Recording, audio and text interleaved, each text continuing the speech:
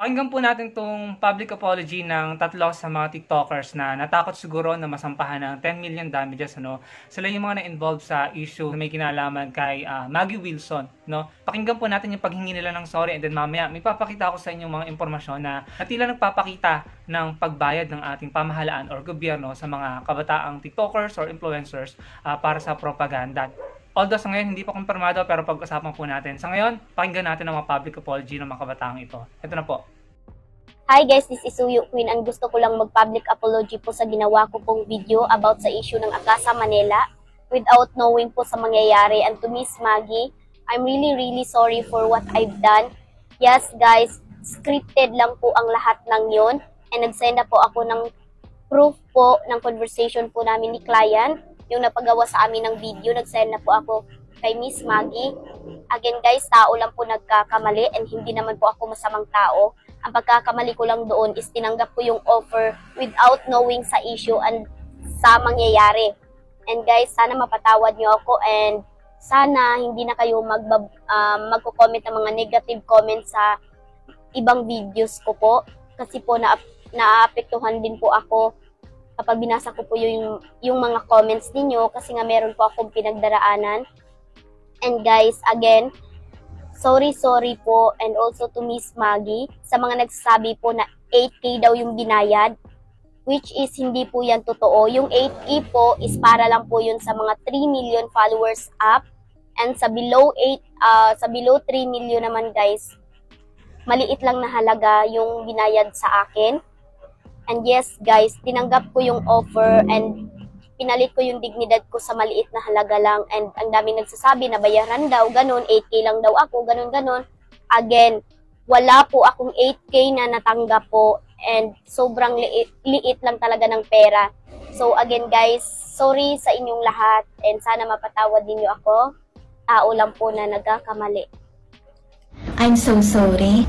Regarding po ito sa issue between Miss Maggie Wilson and the other side, I am asking for a public apology po sa paggawa ng content na yon without any research. Ang purpose ko sa video na yon is magbigay ng awareness sa mga nagbabayad sa mga online payments na mag-ingat tayo mga B. And in the first place, hindi ko po kilala si Miss Maggie Wilson.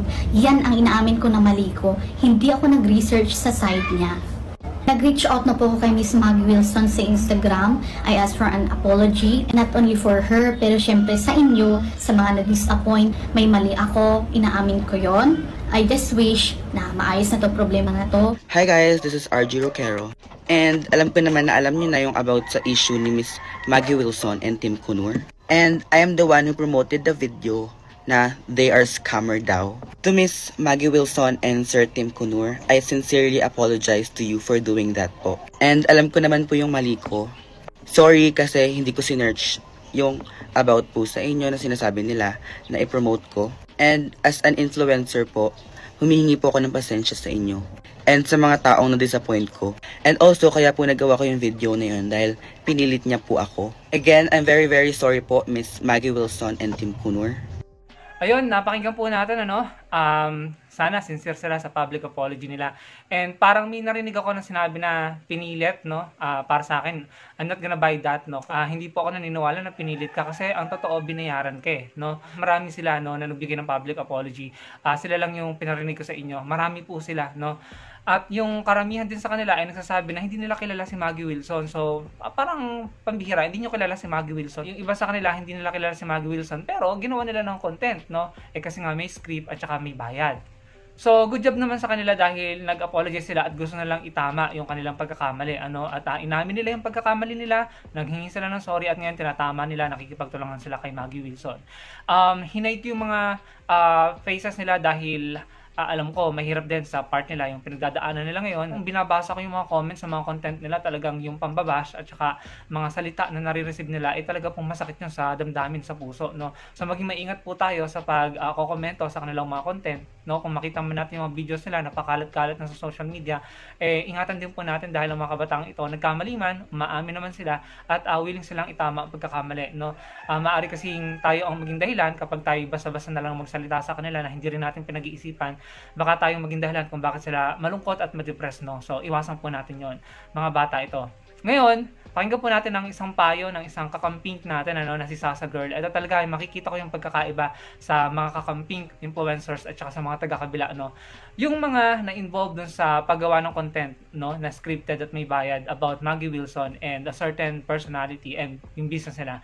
Karamihan doon sa pagsasaliksik ng mga netizen, karamihan sa kanila ay mga pulahan, ang mga sumuporta doon sa kabilang kubol, sabi ng mga netizen, hindi na raw sila nagtataka. Nahalukay talaga ng mga netizen yung mga old contents nila during election na talagang, ayun, sinasabi ng ibang netizen na, yan, kung ano talaga yung prinsipyo mo, yung pinanindigan mo last election, nag-reflect sa character mo, nag-reflect pati sa mga content mo. Kaya ngayon, ayan, talagang kung sila ay talagang magbamatigas, at talagang ipupush ni Maggie Wilson yung 10 million damages, yung 8,000 na binayad sa kanila or 7,000, ay talagang kulang na kulang yun, sa bayad pa lang sa abogado, So talagang dapat mamili, at pag-aralan yung mga tinatanggap na proyekto or offer, for promotional sa mga content. Ngayon, pakinggan natin si Sasa Girl dahil may payo siya sa mga influencers. Gaya ng ibang influencers, kaya ako talaga nag-iingat ako, So ito po si Sasa Girl, pakinggan po natin. Hello, this is Sasa Girl, yung pambansang Mima, at meron lang po akong onting panawagan sa mga Filipino content creators. Lagi po natin tatandaan na ang popularity na meron po tayo ngayon is utang po natin sa mga Filipino audiences na sumuporta sa atin. Napaka makapangyarihan yan, kaya responsable po natin dapat gagamitin ang ating platform. Kaya wag nating tatraydorin ang mga nanonood sa atin sa pagkakalat ng fake news at false information. Kung may time po tayo mag-set up ng ilaw at mga kung ano-anong background, dapat may time din po tayo na mag-research sa mga bagay-bagay na ating ipopromote. Tama, yon, saktong-sakto yung sinabi niya. Responsibilidad kasi, malaking responsibilidad, kapag naka-gain ka na, tumabo ka na ng followers, umabot na ng millions, yung mga influencers kasi na involved dun sa issue about Maggie Wilson, millions po ang followers nila, as in, ang dami nilang pwedeng ma-influensyan at ang dami nilang pwedeng mapaniwala o napaniwala na. Marami nang nagtitiwala sa kanila, millions na dahil nga lang dun sa halagang 8,000 na offer, yan, pwedeng masira ang kanilang platform at ang kanilang pangalan. So tama si Sasa Girl, ang ating kakamping, nakikita natin yan sa mga campaign rally natin, at thankful ako dyan sa mga yan, dahil yung mga yan talaga, kahit talagang kilala na, at may pangalan na sa industriya, sa social media, at may mga offers na may mga TV ads na yata yung iba dyan, sila Mimiyu, ang dami nila, sila Sasa Girl, meron silang mga malalaking proyekto na talaga sila nung panahon ng kampanya ni Atty. Lenny, sa pagkakaalam ko po, hindi po sila nagpabayad. Sila po yung nag-offer na kanilang pag-promote, pagkampanya, at pagsuporta kay Atty. Lenny ng libre, even vice ganda, yun po yung pagkakaalam ko. So, eto po ang ipapakita ko sa inyo, ito, yan, screenshot na yan, pwede nyo puntahan sa page ni Papa Vince para marinig nyo yung mga videos, Eto, babasahin ko. So, sabi dito ni Julius, imagine lahat ng taong nasa larawan ay maraming followers. Oo, million yan Itong content nila ay scripted at may binabayad sa kanila. Ito ang patunay na legit ang troll farm ng kampo ng kabila. Galit kayo sa disinformation, di ba? Bakit ganito? Gamitin nyo platform sa tama, hindi para ibenta ang integrity. Tapos makikita nyo mga pictures na binalur ko yung mga itsura nila, bilang respeto sa kanila at protection sa kanila. Kahit naman sa social media, pakalat-kalat na po ang mga mukha nila at ang kanilang mga identity. Kung makikita nyo dyan, may mga graphic, infographic silang pinapakita, Yang nasa taas ng ulo nila. Chart yata yan or graph na nagpapakita about inflation. So basically, yung mga video na yan ay patungkol sa inflation, Ine-emphasize nila, sinasabi nila na bumaba na yung inflation, Noong July, ganito, pinakita nila yung graph, Yung similarities, tsaka yung tila ba may script silang sinusunod at pare-pareho silang may pinakitang graph, ay nagpapahiwatig na para sa akin ay tila meron ding nag-offer sa kanila na bayaran sila para gawin ng mga content na yan, about inflation. So this is about social issue, politics, So ang naiisip natin at ang naiisip ng mga, ayan, sabi nga ni Julius, ang naiisip ng mga netizen ay tila may troll farm, at may nagbabayad sa kanila para gawin ito. Ang sa akin lang sana, huwag gamitin ang pondo ng gobyerno na galing sa tax ng taong bayan o galing sa inutang ng gobyerno para sa mga gantong uri ng content na, in my opinion, ay propaganda, Kung totoo naman na bumaba ang inflation natin ng mga nakaraang buwan, pero hindi po ramdam ng mga tao.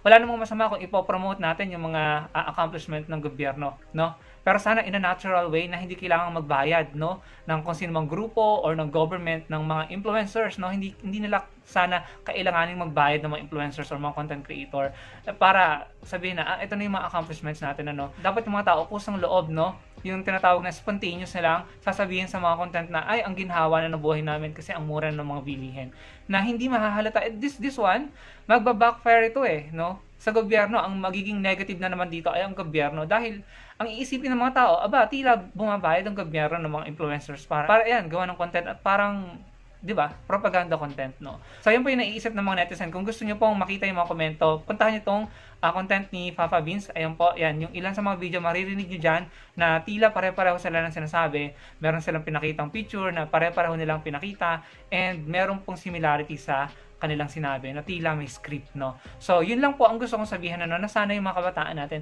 hindi nagagamit sa propaganda ng government, no? Totoo na may accomplishment ng government, pero wag nang sanang daanan sa ganito. Mas legit na ma-appreciate ng mga tao kung yung mga accomplishments na yon, yung resulta ng trabaho ng gobyerno ay nararamdaman ng mga tao sa kaginhawaan na nararamdaman nila sa pang-araw-araw na buhay nila. Natin, mga Pilipino, ano. So, sa mga influencers naman dyan, wag naman kayong magpagamit at wag kayong magpabayad, ano. Maging natural kayo, no? Kasi mamaya, hindi na pala kagaya niyan. Ang dami sumablay dun sa mga tumanggap ng bayad at script para dun sa content about Maggie Wilson. Tapos biglang aamin, hindi sila nag-research, hindi nila kilala si Maggie Wilson, biglang mag-a-apologize, no? Paano pala kung yung mga iba pa nilang tinanggap na ganyan mga content na tila para sa akin, propaganda, paano pala kung hindi totoo yan, no? Kasi hindi naman sila daw nagre-research Binibigyan lang sila ng script, no? Nasasabihin. Paano pala kung hindi totoo? Di nakapandin lang na naman sila ng mga tao. Na-mislead na naman yung mga tao, na-confuse yung mga tao, na-mind condition na naman yung mga tao gamit ang mga maling narrative, no? Kaya napaka-importante pa talaga na tayo mga ordinary Pilipino, maging natural tayo sa pagsugpo, sa paglaban, sa pag-de-platform, sa report ng mga fake news content, no, misleading, paglaban sa wrong narrative, no, pagde-platform ng mga nagkakalat ng fake news at disinformation ng mga content creators at saka mga vlogger. Napakalaki pong role ang ginagampanan natin. Iwasan nyo na, i-block nyo na, huwag nyo nang bigyan ng engagement yung mga content na disinformation, yung mga vloggers na kilala na, yung mga content creators na wala ng integrity at credibility, no, na kilala na sa pagkakalat ng disinformation at propaganda at fake news, no. At tayo naman, no, kung gusto natin talagang malabanan, no, na solid na malabanan ang disinformation at fake news, suportahan natin yung matitinong vloggers at content creators na nagpapahayag ng katotohanan. Yung mga matitinong vloggers, no, hindi ko naman binubuhat yung bangko ko. Yung matitinong vloggers na nagsasabi ng legit information, maaari kaming magkamali, no? Maaari silang magkamali. Pero ang kagandahan, pag nagkamali sila, kaya nilang aminin yung pagkakamali at itama yung pagkakamali, no? At as much as possible, umiwas, no? And bihira talaga mangyari sa amin yan. At kayo, napakalaki po talaga ng role ng ginagampanan nyo. Your support, no? Your support, your engagement, yung comment nyo, yung like nyo, yung pag-share nyo, malaking tulong po sa aming mga content creators na nagsasabi ng tama at totoo, no? Pero syempre, tao lang tayo, pwede tayong magkamali in the future, pero sabihin nyo sa amin, kaya lagi ko sinasabi kapag meron ako hindi sigurado, correct me if I'm wrong or if I'm not mistaken, sinasabi ko yung mga katagang yon para sigurado kayo or talagang binibigyan ko kayo ng parang disclaimer na maaring hindi accurate yung sinasabi ko, no? Dahil ayoko kayong i-mislead, no? So, yun lang yung gusto kong i-share sa inyo. Nasabi ko na to dati, no? Sasabihin ko ulit. Sana mag-mature na tayo, huwag tayo basta-basta follow, no? Lalo na kung walang substance yung mga pinagagawa sa mga platform nila at content nila. Puro kababawan, yung ino-ob-ob, no? Yung binibio-bio yung mga tao na kababawan, pero yung mga tao, hindi ko alam kung bakit natutuwa, no? Kumembot-kembot lang, sumayaw-sayaw lang, nagpa-cute, pinakita lang yung gwapo niyang mukha, maganda niyang mukha, wala namang substance yung content, hindi naman nagpakita ng informative, entertaining, and interesting content, pero million ang followers, ang taas ng engagement, no? So, ganun na ba tayo kababaw? Hindi naman lahat, no? Pero parang yun yung observation ko. And I'm sorry kung hindi yung nagugustuhan yung sinasabi ko. Yun po yung aking observation, no? Sana mag-mature tayo at mag-improve, mag-level up, no? At doon lang tayo sa magagaling, matitino at may matututunan tayong mga content at content creators. Maraming salamat. Ano pong masasabi niyo sa binahagi ko sa inyo? Comment down below. Don't forget to like the video and let's see each other again sa susunod na video. Salamat po.